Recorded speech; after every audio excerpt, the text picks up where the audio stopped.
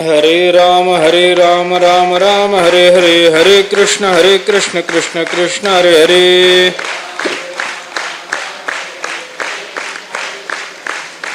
पुंडलिक वरदा हरि विठ्ठल श्री ज्ञानदेव तुकाराम. सद्गुरु गुंडा महाराज की जय. सद्गुरु हरी महाराज की जय. माझ हृदयी सद्गुरु जेणे तारिलो हा संसार पुरो, म्हणून विशेष अत्यादरो विवेकावरी. सद्गुरु श्री ज्ञानेश्वर महाराज पहिल्या अध्यायाच्या नमनामध्ये आपल्या सद्गुरूंना वंदन करतात आणि हे सद्गुरु स्तवन ज्ञानेश्वर महाराजांनी भिन्न भिन्न अंगाने संपूर्ण ज्ञानेश्वरीमध्ये केलेलं आपल्याला दिसून येतं. त्याचा विचार आपण थोडासा करत होतो.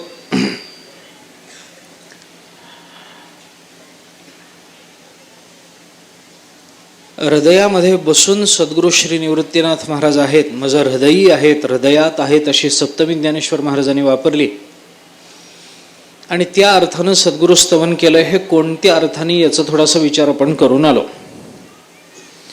त्याच्याकरता 18व्या अध्यायामधले तैसा सर्वोपकारी समर्थो सद्गुरु श्री निवृत्तीनाथो राहटतसे मजही आतुरी गोनिया असं ज्ञानेश्वर महाराज बोलले. मंगलाचरणातून ज्ञानेश्वर महाराजांनी जे सद्गुरु स्तवन केलेलं आहे ते कोणकोणत्या पद्धतीनं केलेलं आहे याचा थोडासा विचार आपण केला. कारण मंगलाचरण करण्याची ज्या काही परंपरा आहेत त्याचा विचार करताना शिष्ट संप्रदाय म्हणून मंगलाचरण केलं जातं, अनिष्ट निवृत्तीपूर्वक इष्टप्राप्ती व्हावी म्हणून मंगलाचरण केलं जातं. आणि आणखीन एक गोष्ट आपण त्याच्यामध्ये थोडीशी पाहिली होती जी ज्ञानोबाऱ्यांना लागू पडत नाही, पण तरीही मंगलाचरण करण्याच्या मागे तशा पद्धतीचा उद्देश असू शकतो. या संबंधातला थोडासा विचार करताना स्वीकृत कार्यामध्ये अंतर्बाह्य असं काही साह्य लागत असतं, काही आतून साह्य लागत असतं, काही बाहेरून साह्य लागत असतं. तर अशा पद्धतीचं आतलं साह्य करणारे म्हणून सद्गुरू असतात, म्हणून त्यांनी ते साह्य करावं याच्याकरता म्हणून त्यांना ती प्रार्थना केली जाते. याही अर्थाने आपण त्याचा विचार करून आलो. 10व्या अध्यायाच्या पहिल्या नमनाच्या पहिल्या ओवीचा आपण थोडासा विचार करत होतो सद्गुरु स्तवनाच्या संबंधानं. नमो विशदबोध विदग्धा विद्यारविंद प्रबोधा पराप्रमेय प्रमदा विलासिया. याच्यामध्ये संत सद्गुरु हे विशदबोध विदग्ध आहेत म्हणजे नेमके कसे आहेत याचा विचार करताना बोधाचं विशदीकरण करणारे तुम्ही विदग्ध आहात. बोध विशद करण्याकरता, बोधाचा विस्तार करण्याकरता तुम्ही चतुर आहात अशा अर्थाचा विचार आपण केला होता. आणि त्याचा विचार करत असताना शद धातूला वि हा उपसर्ग लागून जो विशद शब्द बनतो त्याच्यामध्ये शद धातूचे दोन अर्थ आपण असे पाहिले होते की शद म्हणजे शुभ्र पांढरा वर्ण, आणि दुसरा अर्थ आपण असा पाहिला होता की शद म्हणजे विमलीकरण. विशद करणं म्हणजे विस्तार करणं असतं आणि विस्तार करणं म्हणजेच विमल करणं असतं. त्याच्यासाठी आपण तांदूळ निवडण्याचा दृष्टांत देऊन पुढे आलेलो होतो. संत महात्मे बोधाचा विस्तार करतात, तो दोन पद्धतीने करतात. याच्या विचाराला काल आपण प्रारंभ केला होता. एक कृतीतून संत महात्मे बोधाचा विस्तार करतात आणि काही वेळेला शब्द माध्यमातून बोधाचा विस्तार करतात. अधिकार भेदानं अधिकार तैसा करू उपदेश या नियमाप्रमाणे ज्याचा जसा अधिकार असेल त्याला कर्मातून, आणि अधिकार जर उच्च प्रतीचा असेल तर त्याला शब्दातून, अशा पद्धतीचा उपदेश संत महात्मे करत असतात. काही जणांना कृतीतून दाखवून द्यावं लागतं. ते कृतीतून जो बोधाचं विशदीकरण असतं तेही दोन पद्धतीचं आपण विचारात घेतलं होतं. काही वेळेला संत महात्मे केवळ आचरणातून बोधाचं विशदीकरण करतात आणि काही वेळेला संत महात्मे लीलेतून बोधाचं विशदीकरण करतात. या दोन्हीमध्ये कोणता भेद करायचा, लीला आणि आचरण याच्यामध्ये भेद कोणता करायचा या संबंधातला विचार काल आपण थोडासा करत होतो. कारण सगळ्यांनाच शब्दानं सांगून कळत नाही. आपल्या मराठीमध्ये एक म्हण आहे, शब्दाचा मार कुणाला असतो? जो शहाणा असतो त्याला शब्द कळतो. ज्यांचा साधारण तिसरा मजला रिकामा असतो हे कळत नसेल तर मग जे अर्ध्या हळकुंडानं ते जे लोक असतात की नाही, त्यांना शब्दानं फारसं कळत नाही, त्यांना कृती करून दाखवावी लागते, त्यांना कृतीनं सांगावं लागतं. असं कर असं म्हणून सांगितलं तर काही जणांना कळत नाही, तसं करून दाखवलं की ते म्हणतात आता मी असं करू शकतो. कारण शब्दाचा अर्थ ग्रहण करून त्याचा वाच्यार्थ म्हणा, वाच्यार्थ जर समजत नसेल लक्ष्यार्थानं म्हणा, व्यंग्यार्थानं म्हणा, त्या शब्दाचं ग्रहण करून मग त्या शब्दाचा अर्थ ध्यानात घेऊन त्या शब्दानुसार मग वागायचा प्रयत्न करणं हे फार पुढचं असतं. काही जणांचा संबंध हा क्रियेचा फक्त इंद्रियांशी संबंध येतो, बुद्धीशी संबंधच येत नाही त्या शब्दाचा. असं आहे म्हणलं की त्यांच्या दृष्टीने असं करायचं असतं. याचा अर्थ काय, हे कशा करता करायला सांगितलेलं आहे, याच्याशी त्यांना काही गम्य नसतं. अंधपरंपरा निर्माण होण्याच्या मागची जी काही कारण परंपरा सांगितली त्याच्यात जाते. त्याच्यातलं हे एक महत्वाचं कारण आहे की माणसं जगतामध्ये मोठ्यानी केलेलं कर्म बघून जसंच्या तसं करण्याचा प्रयत्न करतात. परिणामतः अंधपरंपरा सुरू होते. एक कारण आहे त्याचं. मोठे करतात म्हणून तसं यांनी करायचं. मी गमतीनं उदाहरण सांगत असतो. ते महालक्ष्मी असतात की नाही, गणपती बरोबर ज्या गौरी येतात की नाही, त्या गौरी 3 दिवसाच्या असतात. नक्षत्रावर त्यांचं येणं जाणं ठरलेलं असतं. पहिल्या दिवशी येतात, दुसऱ्या दिवशी जेवतात, तिसऱ्या दिवशी जातात. जेवण्याकरताच येतात. पहिल्या दिवशी त्यांचं आगमन असतं. मग ती पावलं काढा, अमुक करा, तमुक करा, ते सगळं सजवा, ते मुखवटे असे तयार करा, ते तसं तयार करा, दागिने घाला, साड्या नेसवा, हे सगळं त्याच्यामध्ये करावं लागतं. दुसरा दिवस जेवणाचा असतो, जेवणाचा.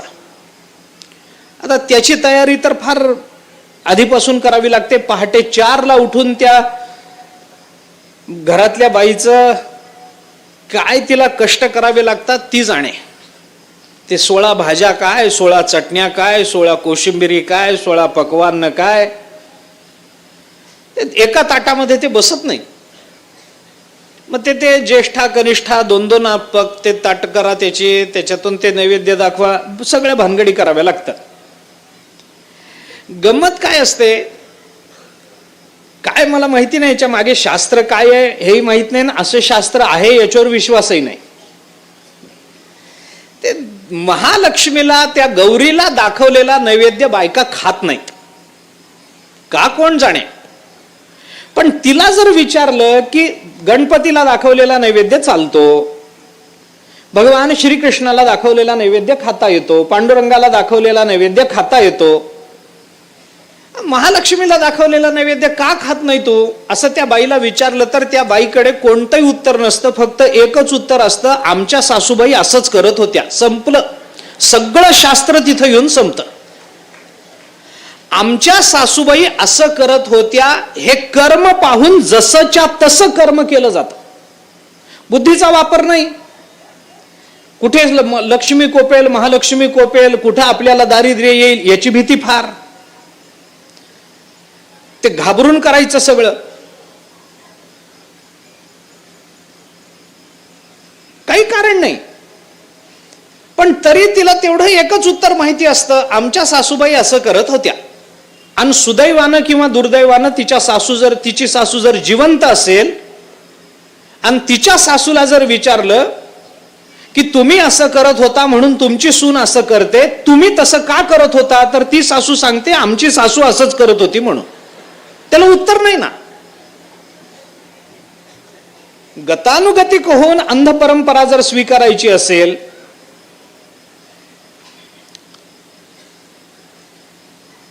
वालुकालिंग मात्रेनं गतम्य ताम्रभाजनम आहे की नाही. ते एक माणूस पंढरपूरला गेला चंद्रभागेवर स्नानाला. तीर्थ स्नानाला जाताना जवळ काहीतरी एखादा तांब्या फुलपात्र वगैरे बरोबर घेऊन जावं, स्नान करून येताना ते भरून घरी आणावं असा नियम आहे. एक तांब्या घेऊन गेला, तांब्याचा तांब्या. चंद्रभागेवर गेला, आता स्नान करायचं म्हणून बघतो भरपूर पाणी होतं, तांब्या नंतर स्नान झाल्यानंतर भरून घेऊन जाऊ. असं म्हणून तो तांब्या तीरावर ठेवला आणि चंद्रभागेमध्ये जायला लागला. चंद्रभागेला वंदन केलं. पहिलं पाऊल चंद्रभागेत टाकण्याच्या आधी त्याच्या लक्षात आलं आपण आज चाललोय तांब्या किनाऱ्यावर एकटा आहे आणि हे पंढरपूर आहे. लक्षात आल्याबरोबर त्यांनी विचार केला आपण जाऊन येईपर्यंत तांब्या राहत नाही. मग आता काहीतरी उपाय केला. बरोबर कोणी नाही. तू बाबा थोडं लक्ष ठेव, मी जाऊन येतो. मग मी लक्ष ठेवतो, तू असं करायलाही जवळ कोणी नाही. काय करायचं? त्याने विचार केला काही नाही, आपण येईपर्यंत आपल्या तांब्या राहिला पाहिजे. याच्याकरता त्यांनी तिथल्या वाळूमध्ये एक खड्डा केला. आपला तांब्या त्याच्यामध्ये पुरला. त्याच्यामध्ये ती वारू वगैरे वर झाकून टाकली आणि आपला तांब्या इथं आहे हे कळावं म्हणून वर वाळूचं एक लिंग तयार केलं की चला आपली खूण की ही जी शंकराची पिंड इथं तयार केली याच्या खाली आपला तांब्या आहे हे कळावं म्हणून वर एक वाळूचं लिंग तयार केलं आणि स्नानाला गेला. तो स्नानाला गेला आणि तिथं 200-300 लोकांची एक दिंडी चालली. त्या लोकांनी कपडे वगैरे काढले इकडे तिकडे. आता स्नानाला जायचं चंद्रभागेमध्ये. तेवढ्यात त्यांचं लक्ष गेलं इथं कुणीतरी एक शंकराची पिंड तयार केली आहे वाळूमध्ये.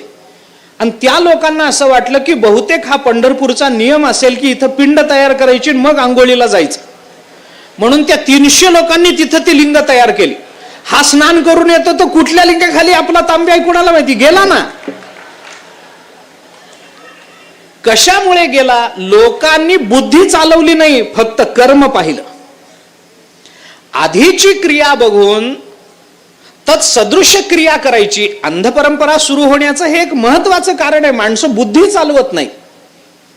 स्वतःला प्रश्न विचारण्याची माणसाला सवय नसते की हे मी का करायचं, माझ्या वाडवडिलांनी हे का सुरू करून दिलंय मला, त्यांनी ज्या हेतूने सुरू केलं आहे तो हेतू माझ्या जीवनात तसाच आहे का, त्यांनी ज्या विचाराने कदाचित तो विचार तत्कालीन असू शकतो, कदाचित तो विचार विशिष्ट कारणापुरता मर्यादित असू शकतो, ते कारण संपलेलं असेल तर तो विचारही संपायला हरकत नसते.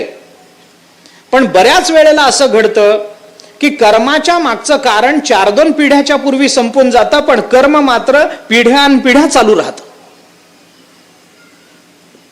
मी कशाकरता बोलतो ऐका, माझा विचार काय चाललाय. संत महात्मे आपल्याला बोधाचं विशदीकरण करतात, ते 2 पद्धतीनं करतात. या संबंधातला विचार मी आपल्या समोर ठेवत होतो. दोन्हीमध्ये कर्मच आहे, पण काही लोकांना कर्म केल्याशिवाय तसं करावं वाटत नाही. याच्याकरता त्या सॉक्रेटिसचा एक शिष्य होता पाश्चात्य तत्वज्ञानामध्ये. सॉक्रेटिस नावाचा जो तत्ववेत्ता होऊन गेला, त्याचे 2 शिष्य होते ॲथेन्स नगरीमध्ये. त्याच्यातला एक होता प्लेटो आणि दुसरा होता डेमोस्थेनिस नावाचा. ते काय झालं, त्या प्लेटोनी स्वतःची पाठशाळा उघडली. हा डेमोस्थेनिस विदेही अवस्थेतच राहायचा. प्लेटोनी मात्र स्वतःची पाठशाळा उघडली, काही विद्यार्थ्यांना शिकवायचा त्यांनी प्रयत्न केला. एके दिवशी आपल्या एका विद्यार्थ्याला गती म्हणजे काय, मोशन, गती म्हणजे काय हे तो समजावून सांगत होता प्लेटो. मग त्यांनी एक दगड घेतला, असा लांबवर फेकला. मग त्याला समजावून सांगितलं की बाबा मी चेतन आहे, तो दगड जो आहे तो जड आहे. मी त्याच्या ठिकाणी जी शक्ती परिवर्तित करतो आहे ती शक्ती त्या दगडाच्या ठिकाणी, जडाच्या ठिकाणी जो ज्या काळापर्यंत राहते त्या काळापर्यंत त्या दगडाला प्राप्त झालेली अवस्था म्हणजे गती असते वगैरे सगळं त्यांनी सिद्धांत समजून सांगितला. चेंडू फेकून दाखवला, चेंडू उंच उडवून दाखवला. काही केल्या त्या विद्यार्थ्याला गती म्हणजे काय हे कळेना. 10 मिनिटं झाली, 15 मिनिटं झाली, अर्धा तास झाला. तो प्लेटो त्या विद्यार्थ्याला गती म्हणजे काय हे समजून देण्याकरता धडपडतोय. सगळ्या पद्धतीनं समजावून सांगणं झालं. शेवटी त्या प्लेटोची सहनशक्ती संपायला लागली, त्याची चिडचिड व्हायला लागली. अरे साध्या गोष्टी तुला कळत कशा नाहीत, गती म्हणजे काय हे कळू नये काय. तो म्हणाला कळत नाही ही गोष्ट खरी आहे, पण मला तुम्ही समजावून सांगा ना. मला कळत नसेल तर तुम्ही गुरुजी आहात, मी विद्यार्थी आहे, तुम्ही समजावून सांगितलं तर मला कळेल. गुरुजींनी कंटाळायचं नसतं, नाहीतर पुन्हा पुन्हा पुन्हा पुन्हा वेगवेगळ्या पद्धतीनं समजावून सांगा मला. अर्धा तास झाला तो प्लेटो झटतोय. त्या विद्यार्थ्याला गती म्हणजे काय हे कळावं याच्याकरता? काही नाही. शेवटी त्यांनी त्या विद्यार्थ्यासमोर हात जोडले, बाबा धन्य आहे तुझी बुद्धी, तुका म्हणे आईसी बुद्धी ज्याची जड त्याहुनी दगड बरे देवा. काय बुद्धी आहे का काय? साध्या गोष्टी समजत नाहीत म्हणजे काय? हतबल झाला बिचारा. त्याचं सुदैव असं की त्याच वेळेला त्याचा तो सहकारी डेमोस्थेनेस नावाचा तो तिथून चालला होता. त्यांनी त्या प्लेटोची आगतिकता पाहिली, त्या विद्यार्थ्याच्या चेहऱ्यावरचे विकल भाव पाहिले, प्लेटोच्या चेहऱ्यावरची चिडचिड पाहिली. आणि डेमोस्थेनेसनी त्या प्लेटोला विचारलं, काय झालं, काय एवढं चिडण्यासारखं काय झालं? प्लेटोने सांगितलं, बघ ना, याला गती म्हणजे काय हे समजावून सांगतो, याला गती कळत नाहीये. चेंडू उंच उडवून दाखवला, फेकून दाखवला, दगड फेकून दाखवला, सगळं करून दाखवलं, त्याला गती म्हणजे काय एवढ्या साध्या गोष्टी त्याला कळू नये. एखाद्या विशिष्ट बलानं त्या वस्तूच्या ठिकाणी जे स्थित्यंतर होतं त्या स्थित्यंतराच्या अवस्थेला आपण गती असं म्हणतो. मी किती पद्धतीनं समजावून सांगतो याला कळत नाहीये. मला जी आता चिडचिड व्हायला लागली, मी ह्याच्या पलीकडे आता विशद करू शकत नाही. डेमोस्थेनेसने त्याला सांगितलं, ठीक आहे म्हणे, तुझं समजावून सांगणं झालंय ना, झालंय, याला समजलंय? अजिबात नाही. त्याने विद्यार्थ्याला विचारलं, तुला समजलंय का? तो म्हणाला, नाही हो, मला समजत नाही, मी काय करू? मला अजून सोपं करून सांगा, अजून विशद करून सांगा. नाही समजत आहे, ही गोष्ट खरी आहे. डेमोस्थेनेसने प्लेटोला विचारलं, मी समजावून सांगण्याचा प्रयत्न करू काय? प्लेटो म्हणाला, तुम्ही कधी विद्यार्थ्यांना कधी काही समजावून सांगितलं नाही. विदेही अवस्थेमध्ये राहता, जिथं पडलं तिथं पडून राहता, जिथं ठेवलं मुसळ तिथं क्षेमकुशळ, हलत नाही जागेवरून, तहान भुकेची जाणीव नाही तुम्हाला, देहीचं विदेही भोगू दशा अशी तुमची अवस्था आहे, आणि तुम्ही काय समजून सांगणार याला? डेमोस्थेनेसने सांगितलं, मी प्रयत्न करू काय? म्हणजे करा, समजलं तर समजलं. त्यांनी प्लेटोला बाजूला केलं आणि डेमोस्थेनेसने काय करावं? काही केलं नाही. त्या विद्यार्थ्याच्या हाताला धरलं, त्याला जबरदस्तीनं ओढत ओढत 5 पावलं पुढे नेलं आणि त्या विद्यार्थ्याला सांगितलं, याला गती म्हणतात. संपलं. ज्या वेळेला शब्द कार्य करत नाही त्यावेळेला कृती कार्य करत असते. काही जणांची बुद्धी शब्दाचं ग्रहण करण्याकरता जर अनुकूल नसेल, तितका जर अधिकार त्याच्या ठिकाणी निर्माण झालेला नसेल, तर संत महात्मे तशा पद्धतीची कृती करून दाखवतात. तुकाराम महाराजांचे शब्द काय आहेत? वाचा बोलो वेदनीती करू संती केले. ते करू, संतांनी जे केलं ते आम्ही करून दाखवू तुम्हाला. तयाची आचरिता पाऊले, त्यांच्या पावलाचं आचरण, त्यांच्या कृतीसारखी कृती करता आली पाहिजे. भले आम्हाला काही कळत नसेल, भले आम्हाला भजन येत नसेल, भले आम्हाला राम कृष्ण हरी या शब्दाचे अर्थ कळत नसतील, भले आम्हाला त्या सगळ्या नामाचा परिणाम आमच्या जीवनावर कोणता होणार आहे याची जाणीव नसेल, या नामस्मरणाने आमचा प्रपंच सुखरूप होणार आहे का आमचा परमार्थ सुखरूप होणार आहे हे आम्हाला कळतही नसेल,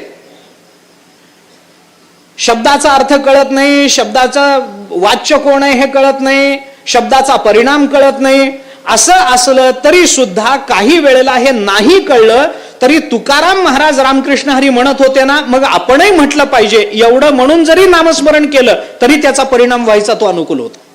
भले शब्दाचं ज्ञान नसेल, भले शब्दाचं ज्ञान नसेल, परंतु व्हायचा तो परिणाम होतोच. काही वेळेला संत महात्मे जी क्रिया करतात, म्हणून संतांनी केलेलं बोधाचं विशदीकरण हे 2 पद्धतीनं मानलं पाहिजे. एक आचार दृष्टीनं मानलं पाहिजे आणि एक लीला दृष्टीनं मानलं पाहिजे. काही वेळेला संत महात्मे आचारातून बोध स्पष्ट करतात. दया म्हणजे काय शब्दानं सांगून चालत नाही, तिथं दया करून दाखवावी लागते तर दया कळते.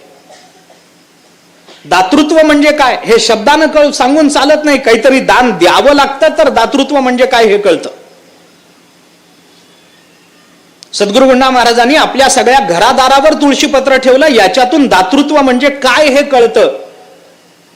दातृत्व कसं असतं, दान म्हणजे काय याच्यावर 4 तास प्रवचन करून जे कळत नाही ते खिशातले 10 रुपये काढून कुणाला तरी गरजू व्यक्तीला दान म्हणून दिले तर त्याच्याने दातृत्व म्हणजे काय हे कळतं.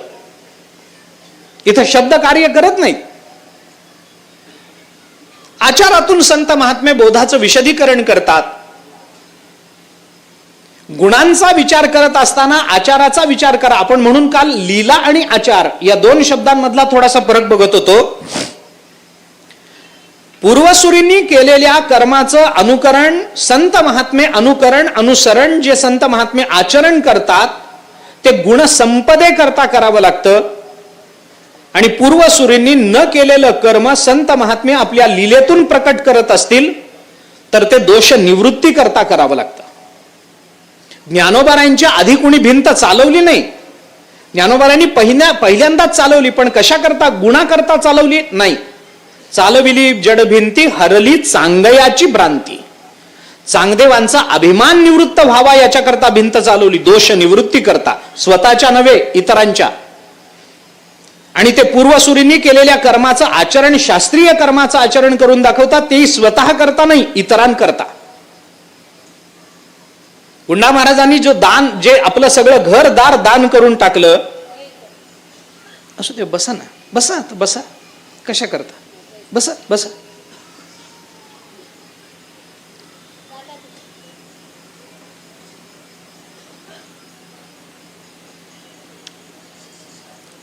गुंडा महाराजांनी जे सगळं दान करून टाकलं, कुष्ठरोग्याच्या रूपामध्ये स्वतः भगवान श्री विश्वनाथ गुंडा महाराजांजवळ आले आणि काम करायला बाई पाहिजे म्हणून पत्नी मागितली. महाराजांनी पत्नी दिली. काल आपण चरित्र ऐकलंय. हे काय आहे? याच्याकरता ते शास्त्र बोलत बसले नाहीत. याच्याकरता दातृत्वावर व्याख्यान दिलं नाही त्यांनी. याच्याकरता त्यांनी एकच, काही गोष्टी फक्त अनुभवैक गम्य असतात, त्या शब्दगम्य नसतात. परवा मी आपल्याला बोललो, साखर गोड लागते का खारट लागते? हो, गोडच लागते. पण गोड लागते हे शब्दानं कळतं का खाऊन कळतं? खाऊनच कळतं, शब्दानं कळत नाही. काही तत्व अशी असतात ती अनुभवानं कळतात, ती शब्दानं कळत नाहीत. दातृत्व म्हणजे काय? शब्दानं कळत नाही. दया म्हणजे काय? शब्दानं कळत नाही. क्षमा म्हणजे काय? शब्दानं कळत नाही. मंबाजीचे पाय दाबल्यावर जगाला कळलं क्षमा म्हणजे काय असतं. ज्ञानोबारांच्या जीवनामध्ये इतका त्रास त्यांना भोगावा लागला. ज्ञानोबारायांचं चरित्र वाचलं आणि डोळ्याला पाणी आलं नाही असा माणूस नाही. आणि ते चरित्र जर वाचून ज्याच्या डोळ्याला पाणी येत नसेल तो खरंच माणूस नाही. तो बैलच म्हणावा लागेल, तो रेडाच म्हणावा लागेल, किंवा ती म्हैस म्हटली तरी चालेल.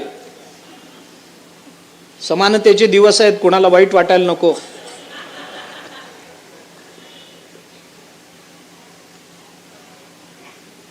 ज्ञानोबारायांचं चरित्र वाचलं डोळ्याला पाणी आलं नाही असं होईल काय? तुकोबारायांचं चरित्र वाचलं डोळ्याला पाणी आलं नाही असं होईल काय?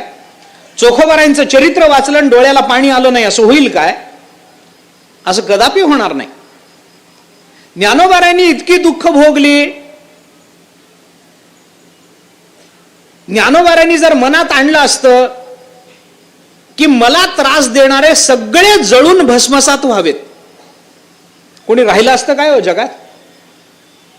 कोणी राहिलं नसतं. पण हे न करता ज्ञानोबारा एवढंच म्हणाले, जे खळांची व्यंकटी सांडो. एवढा त्रास होऊनही ज्ञानोबारांची दया अंतरातून प्रकटच झाली. किंबहुना सर्व सुखी पूर्ण होनी तीही लोकी. ज्ञानोबारांनी ते करून दाखवलं. तुकोबारांनी ती दया करून दाखवली. नुसते दयेवरचे अभंग नाही लिहिले त्यांनी. म्हणून आचरणाचा विचार करत असताना, शास्त्रांनी सांगितलेल्या मार्गाच्या आचरणाचा विचार करताना, आपल्या पूर्वजांच्या मार्गाचं अनुसरण करताना, पूर्वसुरींचं आचरण करताना, मार्गाचं आचरण करताना तिथं जो आचार संपन्नता प्रकट झाली, ती आचार संपन्नता ही गुणसंपदे करता मानली पाहिजे. ज्ञानोबारायांनी रेड्याच्या मुखातून वेद बोलवला. कशा करता? रेड्यामुखी वेद बोलविला. कशा करता? गर्व द्विजाचा. गर्व चांगली गोष्ट आहे काय? दोष निवृत्ती करता लीला आणि गुणसंपदे करता आचार.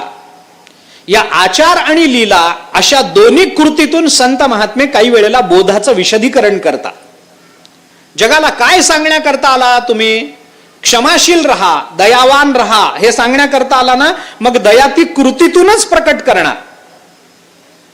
काही वेळेला ती कृती त्या मी म्हटलं त्याप्रमाणे आचारातून प्रकट होईल, काही वेळेला लीलेतून प्रकट होईल, आणि काही वेळेला तत्वमसी आणि महावाक्यासारखे जे बोध असतात ते बोध मात्र संत महात्मे शब्द माध्यमातून विशद करत राहतात. आचार्योपास्ती ज्ञानोबारांनी करूनही दाखवली, ज्ञानोबारांनी बोलूनही दाखवली. कारण संतांचं करणं आणि संतांचं बोलणं याचाही थोडासा बारीक विचार करायचा झाला तर संत ज्या कालामध्ये अवतार धारण करून पृथ्वीवर विचरण करत असतात त्या कालामध्ये त्यांच्या जवळ असणाऱ्या समाजाला त्या बोधाचं विशदीकरण व्हावं याकरता म्हणून आचाराची आवश्यकता असते. आणि संत ज्या वेळेला जगाला दिसेनासे होतात त्यावेळेला जगताला दिशा देण्याकरता संतांचे शब्द आवश्यक असतात. कृती कशा करता? त्यांच्या जवळ असणाऱ्या लोकांना कृती दिसेल. तुकोबाराय मंबाजीच्या घरी पाय दाबायला गेले, आज आम्हाला दिसू शकत नाही, पण त्या काळामध्ये जे तुकोबारायांच्या जवळ राहणारे होते त्यांना कळलं दया म्हणजे काय येते. पण दया म्हणजे काय हे आम्हाला कळायचं असेल तर त्याच्याकरता अभंगच आहेत. सिद्धांताचं विशदीकरण हे दोन पद्धतीने संत महात्मे करतात, काही वेळेला शब्द माध्यमातून आणि काही वेळेला कृती माध्यमातून. कृती माध्यमातून करत असताना दोन पद्धतीने करतात, एक आचारातून एक लीलेतून. आणि शब्द माध्यमातून बोधाचं विशदीकरण करत असताना संत महात्मे हेतू समोर ठेवतात, तो म्हणजे जगताच्या अंतापर्यंत जोपर्यंत या जगतामध्ये जीव आहे तोपर्यंत त्या जीवाच्या उत्कर्षाकरता, त्या जीवाच्या परिपूर्णतेकरता, संपन्नतेकरता ज्या गोष्टींची आवश्यकता असते ते त्याला कळलं पाहिजे याच्याकरता त्याला अक्षरत्व देणं हे संत स्वतःचं कर्तव्य मानतात. म्हणून शब्दातून त्यांचा बोध स्पष्ट होत जातो. ते विशदीकरण कसं असतं शब्दातून केलेलं याचा विचार स्वतंत्र आहे. याचा विचार स्वतंत्र आहे. विशदीकरण म्हणजे प्रत्येक वेळेला लांब लचक बोलत राहावं तरच त्याचं विशदीकरण होतं असं नाहीये. ज्ञानोबारायांच्या श्लोकावरती ज्ञानोबारायांनी जे विशदीकरण केलं त्याचा जो विस्तार केला तो विस्तार कसा केला पहा ना. प्रत्येक वेळेला ज्ञानोबाराय पान आणि पान त्याच्यावर लिहून काढतात असं नाही. काही काही श्लोकाच्या खाली ज्ञानोबारांनी एकच ओवी घातली, एका श्लोकाला एकच ओवी झालं, पण स्पष्टीकरण झालं त्या श्लोकाचं. काही ठिकाणी तिथं केलं नसेल तर अन्य ठिकाणी त्याचा विस्तार केलेला दिसून येतो. ते काय ते ज्ञानेश्वरी वाचताना आपल्याला कळेल. विचार करा या सगळ्या गोष्टीचा. स्पष्टीकरण करायचं म्हणजे प्रत्येक वेळेला फार काही त्याला हे करावं लागतं असं नाही. काही फार करावं लागतं असं नाही. छोटीशी क्रिया सुद्धा स्पष्टीकरण असू शकते, छोटस वाक्य सुद्धा स्पष्टीकरण असू शकतं. त्या वेदांतामध्ये प्रमाणांची जी चर्चा आहे की नाही त्याच्यामध्ये उत्तर मीमांसा 6 प्रमाणांचा विचार करते. प्रत्यक्ष, अनुमान, उपमान, शब्द, अर्थापत्ती आणि अनुपलब्धी या 6 बरोबर 3 गौण प्रमाणांचा विचार तिथं आला. ऐतिह्य, संभव आणि चेष्टा या तिन्हीचा विचार गौण प्रमाणामध्ये केला जातो. 6 मुख्य प्रमाण, प्रत्यक्ष ते अनुपलब्धीपर्यंतची 6 प्रमाण मुख्य, नंतरची 3 गौण. गौणामध्ये मग इतिहास येतो, ऐतिह्य येतं, संभव येतो, चेष्टा येते. आता ही चेष्टा म्हणजे काय हो? मी आपल्याला छोटंसं उदाहरण सांगतो. थंडीचे दिवस आहेत, कडाक्याची थंडी पडली आणि गार वारा सुटला. आपण आपल्या घराच्या बाहेरच्या खोलीमध्ये खुर्चीवर बसून काही अंगावर शाल वगैरे घेऊन कानटोपी वगैरे घालून बसलेलो आहोत. पुस्तक हातामध्ये, वर्तमानपत्र हातामध्ये आपण वाचतो. आणि एकदम आपला मुलगा बाहेरून खेळून आला आणि धाडकन दरवाजा उघडला. दरवाजा उघडल्याबरोबर गार वाऱ्याचा झोत आत यायला लागला. कानटोपी घातलेली आहे, त्या गार थंडीमुळे दात कडकड वाजतायत, बोलता येत नाहीये. माणूस फक्त एवढंच करतो, एवढी एकच खूण. याचा अर्थ पोरांनी काय घ्यायचा? असं करणं याचा अर्थ काय? दरवाजा लावून घे, दरवाजा लावून घे याचं स्पष्टीकरण याच्यापेक्षा जास्त शब्दात झालंय का छोट्या कृतीत झालं? याला म्हणतात चेष्टा नावाचं प्रमाण. बोध झाला की नाही याच्यावरून? असं करणं, याच्यामध्ये दार लावून घे हा बोध झाला की नाही? बोध झाला. मग बोधाचं स्पष्टीकरण झालं की नाही? झालं. कशातून झालं? छोट्याशा क्रियेतून. त्याला काही निबंध लिहावा लागला नाही दार पुढे करून घे याच्याकरता, त्याच्याकरता भाषण करावं लागलं नाही, त्याच्याकरता ग्रंथ निर्माण करावा लागला नाही, त्याच्याकरता पोराला 10-5 मिनिटं जवळ बसून समजून सांगावं लागलं नाही. अगदी हेही जमत नसेल तर दार उघडं टाकून पोरग निघालं, त्याच्याबरोबर बाप एवढंच म्हणतो झालं, पोरग गप जातं, दार बंद करून घेतं. नुसतं एकच अक्षर आहे, पण एका अक्षरामध्ये सुद्धा विशदीकरण असतं, हे मला सांगायचं. बोधाचं विशदीकरण त्या कालिदासाच्या चरित्रात आहे. आता कालिदासाचा उल्लेख झाला म्हणून सांगतो. पण कालिदासाच्या चरित्रात आहे, कालिदास भोज राजाच्या पदरी होते की नाही? ते भोज राजाच्या पदरी कालिदासासारखे अनेक कवी होते, पण कालिदास सर्वश्रेष्ठ होते. त्या अनेक त्या कवींपैकी एक शतंजय नावाचा कवी होता. शतंजय तो कालिदासावर फार जळायचा, पाण्यात बघायचा, सारख्या कालिदासाच्या खोड्या काढायचा, राजाचे कान भरवायचा. भोज राजाचे, कालिदास असाच आहे तसाच आहे, त्याला काही कळतच नाही, तुम्ही त्याला विनाकारण डोक्यावर घेतलंय, त्याच्यामुळे तो शेफारलाय, आम्ही काही कवी नाही का, तो एकटाच कवी आहे का, सारखं त्या राजाचे कान. आता भोज राजाही चांगला गुणसंपन्न होता, त्यालाही कळतच होतं. काय असतं, ज्या वेळेला दुसऱ्याचे दोष दाखवून, आता हे बोलू का बोलू नये असे अडचण आहे माझ्या मनामध्ये. काय होतं, असं काही बोललं की माणसं स्वतःकडे ओढून घेतात, हो, म्हणून नको वाटतं.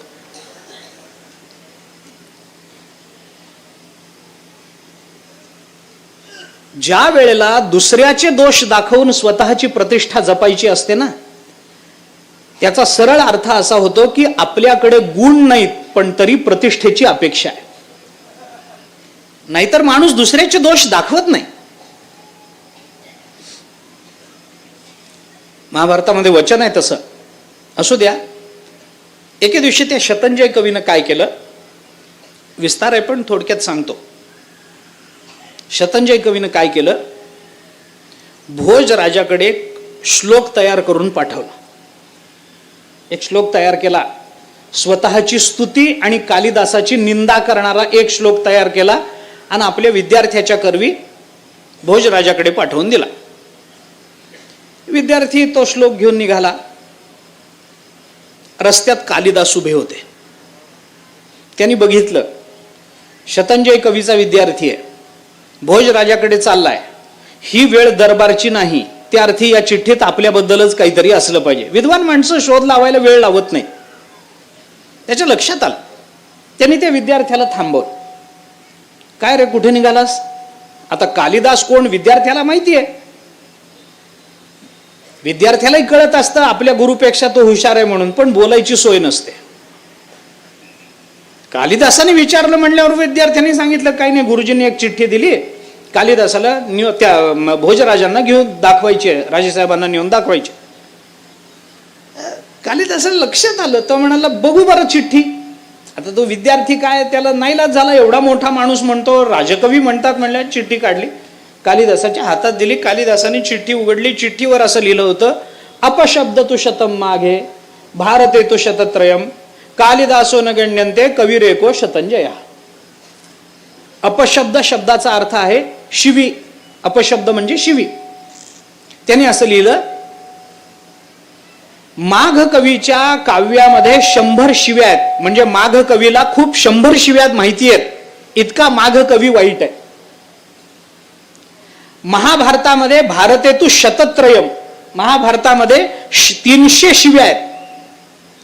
कालिदासाकडे अगणित शिव्या आहेत, म्हणजे त्याला दुसरं काही येतच नाही, शिव्याच देत राहतो. त्याची निंदा केली. आणि मी एकमेव शतंजय कवी असा आहे, कवीर एको शतंजय, हा मी एकमेव असा आहे की मला एकच शिवी माहिती आहे. कोणती शिवी? अपशब्द. एवढा एकच अपशब्द मला माहिती आहे, बाकीचा अपशब्द मला माहित नाही. म्हणजे मी किती सज्जन आहे, मला शिव्या येत नाहीत, आणि कालिदास किती वाईट आहे, त्याला अगणित शिव्या येतात. श्लोक बघितला कालिदासाने, श्लोक वाचल्यावर कालिदासाच्या लक्षात आलं आपली निंदा आहे. कालिदासाने त्या विद्यार्थ्याला सांगितलं, फार सुंदर श्लोक तुझ्या गुरुजींनी रचलाय, फार सुंदर.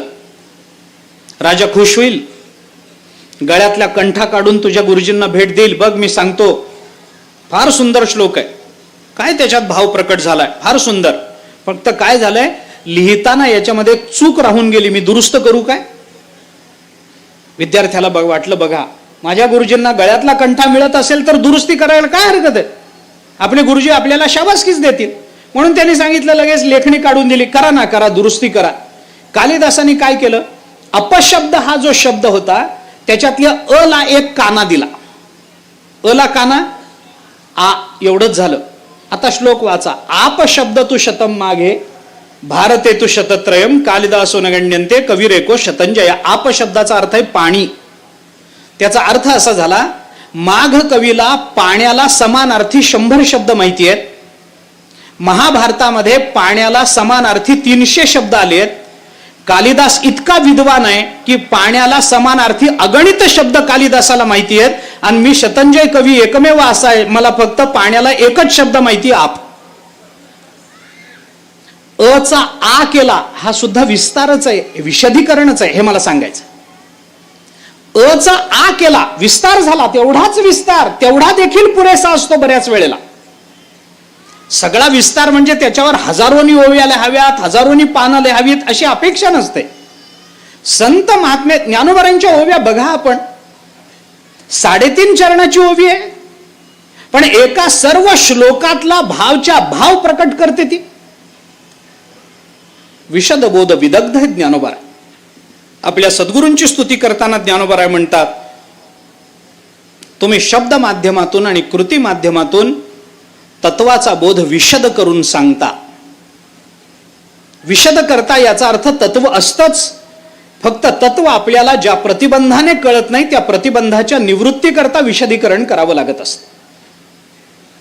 विशदीकरण समजण्याकरता, ग्रहण होण्याकरता जरी आपण म्हणत असलो तरी ते दोष निवृत्ती करता असतं. दोष निवृत्ती झाली की त्याचं ग्रहण होतच असतं, वेगळं सांगायची गरज नसते त्याला. ज्ञानोबा बोलतात, नमो विशदबोध विदग्धा विद्या रविंद प्रबोधा. विद्यारूपी कमलाचा विकास करणारे आपण आहात. विद्या अरविंद कमळ,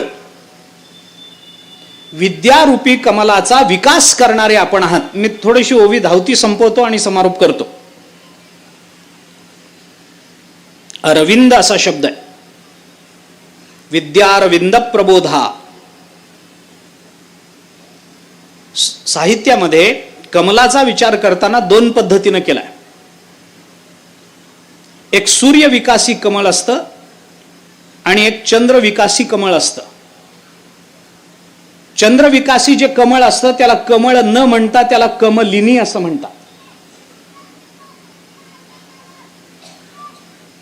त्यामुळे कमळाचा उल्लेख करताना जर तो स्त्रीलिंगी झाला तर ते चंद्र विकासिनी कमलिनी मानली पाहिजे, आणि पुल्लिंगी झाला तर ते सूर्य विकासी कमळ मानलं पाहिजे, असे साहित्यातले संकेत आहेत. पंकज असा शब्द जर आपण उच्चारला, पंक चिखल, चिखलातून जन्माला येणारं कमळ, पंकज. पंकज असा जर शब्द वापरला तर ते सूर्य विकासी कमळ मानलं जातं, आणि पंकजा म्हटलं की ते चंद्र विकासिनी कमलिनी मानली जाते. नुसतं पुल्लिंगी स्त्रीलिंगी एवढाच फरक करायचा, मग ते सूर्य विकासी का चंद्र विकासिनी ते कळत जात. ज्ञानोबारांनी आता हे 10व्या अध्यायाचं नमन चालू आहे. 16व्या अध्यायाच्या नमनाची पहिली ओवी पहा ना आपण. मावळवीत विश्वाभासु नवल उदयला चंडांशु अद्वयाब्जिनी विकासु वंदू. आता अब्जिनी म्हटलंय तिथं, केलंय सूर्याचं रूपक, पण म्हणताना म्हणलंय अब्जिनी. ज्ञानोबारांच्या रचनेची कमाल आहे. एका अर्थानं हे सद्गुरुस्तवनच आहे, पण ज्ञानोबारांनी त्याच्यामध्ये चमत्कृती आणली आहे. काही वेळेला वक्रोक्ती वापरावी लागते, त्याशिवाय ते वाङ्मय चित्ताकर्षक होत नाही. जाऊ द्या, आत्ता तो विषय नाही महत्वाचा. इथं सुद्धा विद्या शब्द वापरलाय आणि अरविंद म्हटलंय. विद्या स्त्रीलिंगी शब्द, पण त्याला अरविंद म्हटलंय. पण अरविंद म्हटल्यामुळं ठीक आहे, सूर्याकडे आपल्याला लावता येईल. अराकारा आणि दलानी तत्सा दृश्यात. अराकारा आणि दलानी तान विंदते लभ्यते अरविंदः, अशी त्याची व्युत्पत्ती आपल्याला करता येते. त्या कमल दलाचा आकार त्याच्यावरून अरविंद असं म्हटलं गेलं. कमळाचे विविध प्रकार असतात. मग अशी उल्लेख झालाय त्याचा. भगवंताच्या सगळ्या इंद्रियांना कमळ म्हणताना अरविंदच म्हटलंय. करा अरविंदेन पदा वगैरे वगैरे वगैरे. ते सगळं सांगत बसत नाही आता मी.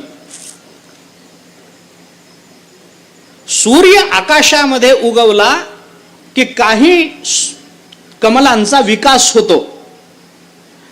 त्याच्यात विद्यारूपी जे कमल असतं त्या कमलाचा विकास करणारे आपण आहात. पहिल्यांदा विशद करणारे म्हटले, आता विकास करणारे म्हटले. विशदीकरण आणि विकास या दोन्हीमध्ये अंतर आहे. आता विकास शब्द आपल्याला नवा राहिला नाही.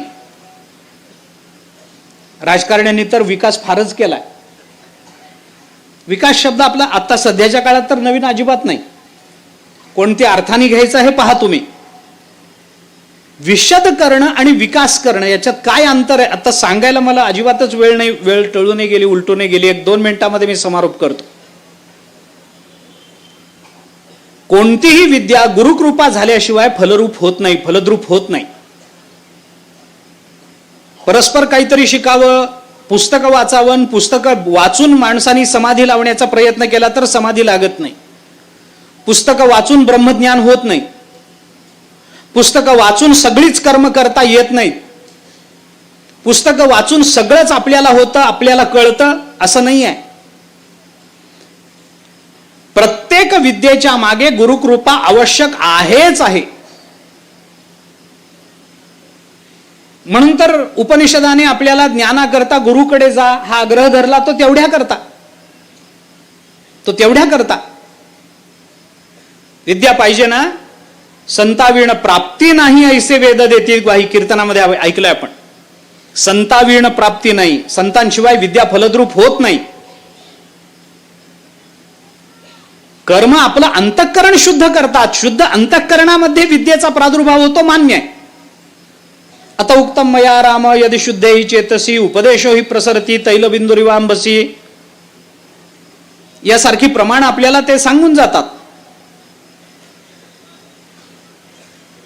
कर्माचा विचार एका मर्यादेपर्यंत जाऊन थांबतो. नंतर अंतःकरण शुद्धीद्वारा आपल्याला ज्ञानापर्यंत जायचं असेल सद्गुरूंच्या माध्यमातूनच जावं लागतं. गुरु तेथ ज्ञान, ज्ञानी आत्मदर्शन दर्शनी समाधानाथी जैसे आपण म्हणतो. गुरु तेथ ज्ञान. कर्म काय कर परीक्ष लोकान कर्मचितान तस्मात ब्राह्मणा निर्वेद माया नास्ति अकृतः कृतेन सविज्ञानार्थम गुरुमेव अभिगच्छेत समित पाणी श्रोत्रियम ब्रह्मनिष्ठम.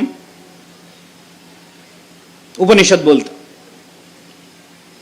अंतःकरण शुद्धी, कर्म संपलं. पण मग जर ज्ञानाकरता तुम्हाला काही ज्ञान लालसा असेल तर काय केलं? गुरुमेव अभिगच्छेत, गुरुकडे जा तरच ज्ञान होईल. विशेषतः ब्रह्मज्ञानाची चिकित्सा आचार्यांनी या श्रुतीवर भाष्य करत असताना खाली म्हटलंय, शास्त्रज्ञ अपि स्वातंत्र्येण ब्रह्मज्ञानान्वेषणम न कुर्यात गुरुमेव अभिगच्छेत. तो किती मोठा विद्वान असला तरी सुद्धा ब्रह्मज्ञानाची उठाठेव अन्वेषण त्यांनी स्वबुद्धीनं करायचं नाही, गुरुकडेच गेलं पाहिजे हा आग्रह आहे. सद्गुरूंच्या कृपेशिवाय ब्रह्मविद्या फलद्रूप होतच नाही. अहो, तत्वमसी शब्द कित्येक वेळेला आम्ही प्रवचनातून उच्चारतो, तुम्ही लाख वेळेला ऐकता. पण तत्वमसी आम्ही म्हणतो म्हणून तुम्ही कधी आतापर्यंत मुक्त झाला नाही. आम्ही रोज प्रवचनात तत्वमसी सांगतो. कोण मुक्त होतो? श्रोत्यांपैकी कोण मुक्त होतो? हा, झोप लागते. मुक्त कोण होतो? कोण मुक्त होत नाही. का होत नाही? कारण सांगणाराच मुक्त नसतो म्हणून. सांगणाऱ्यालाच मोक्ष नाही तर ऐकणाऱ्याला कसा होईल? गुरुमेव अभिगच्छेत समित पाणी क्वसा गुरुपाय श्रोत्रियम ब्रह्मनिष्ठम. स्वतःच्या बुद्धीनं, म्हणून पहा भगवंतानी म्हटलंय ते ज्ञानही आपैसे होईल, प्रज्ञा परिमाणही उगाणा घेईल, सकळ शास्त्राचे येईल सर्वस्व आता, तरी ते व्युत्पत्ती ऐसी, जरी विरक्ती नरिके मानसी, सर्वात्मका मजसी न होय भेटी. ज्ञानोबारांची भाषा.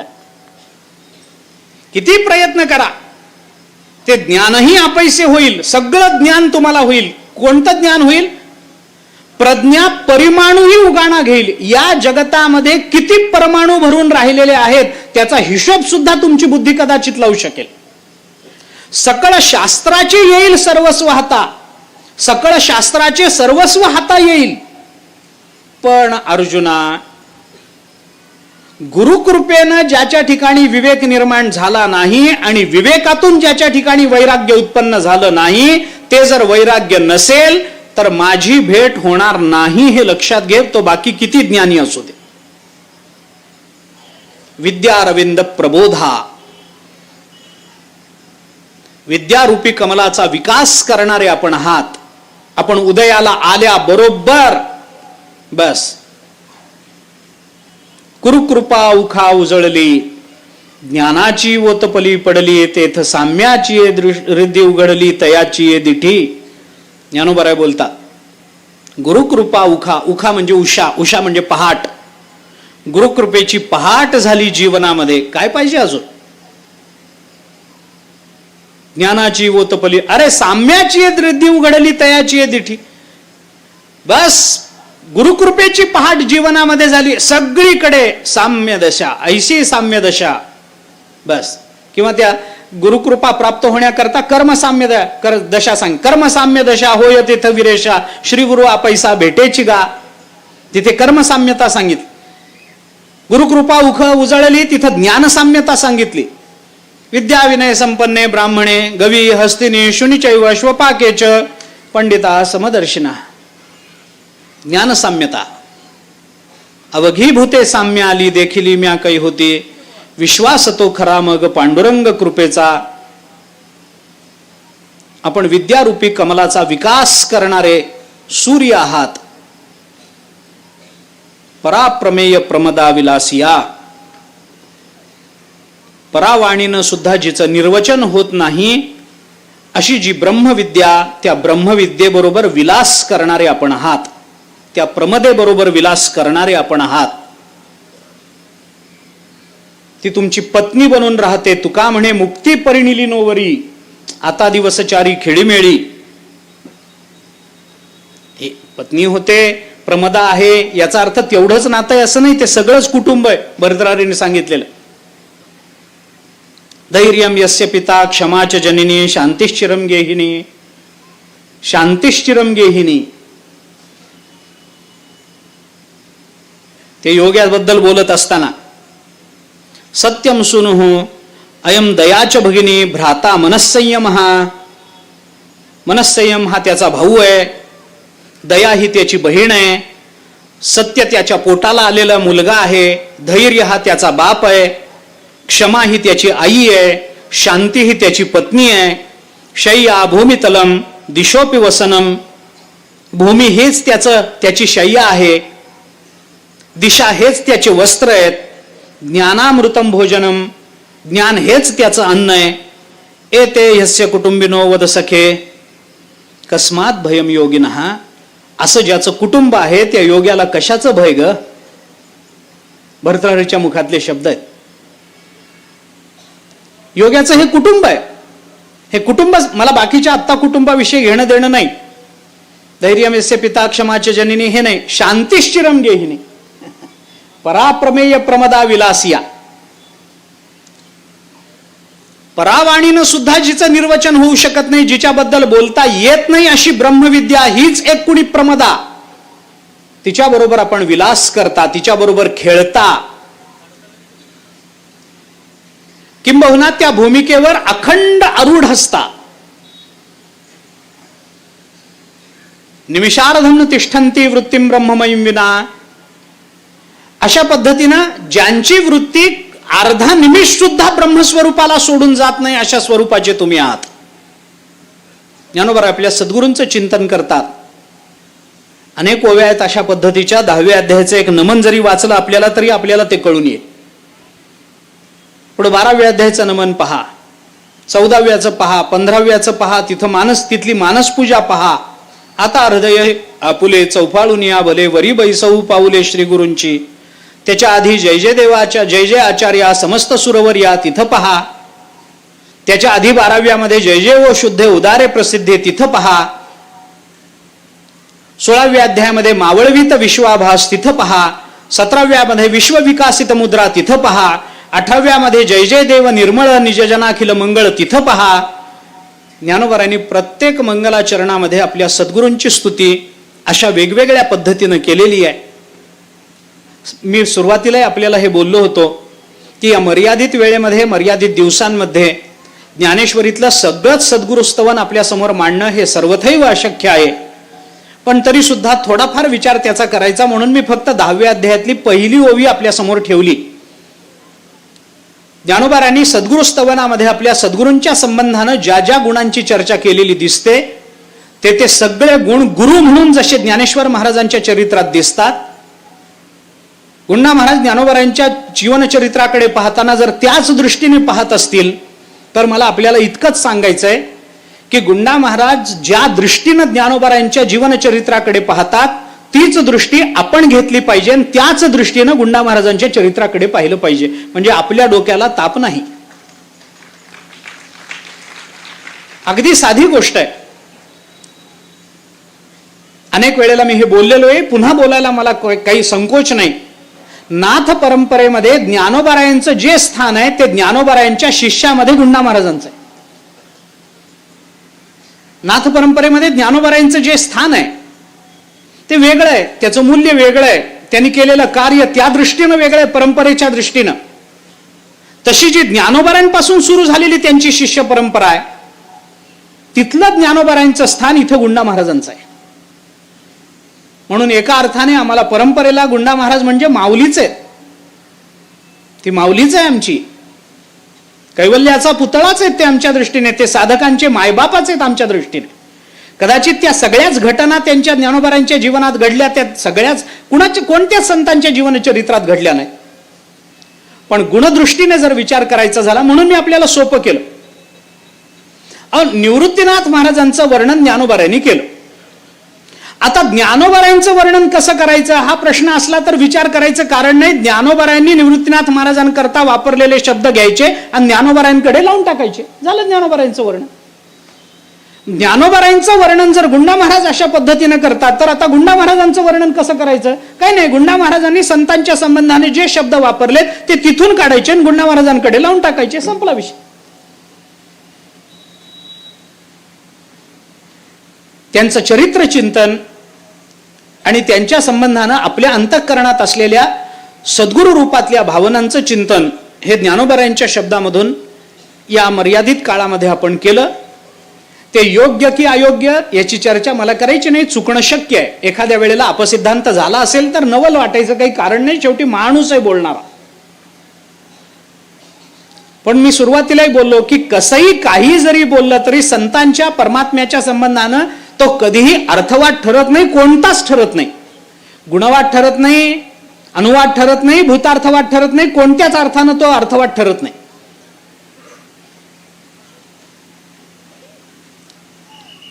त्यामुळे ही झालेली सेवा सद्गुरू श्री गुंडा महाराजांच्या चरणी समर्पित करायची आहे.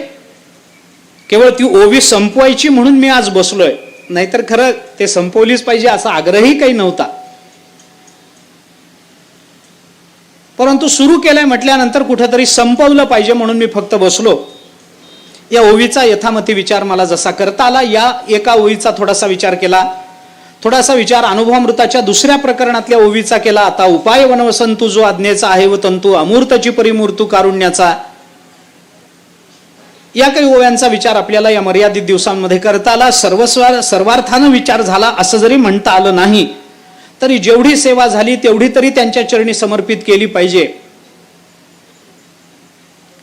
जसं झालं तसं केलं, झाली तैसी केली कटकट, वाकुडी की नीट गुरु जाणे सद्गुरु जाणे, देव जाणे सद्गुरु जाणे. ती जशी झाली तशी ती सद्गुरु श्री गुंडा महाराजांच्या चरणावर मी समर्पित करतो.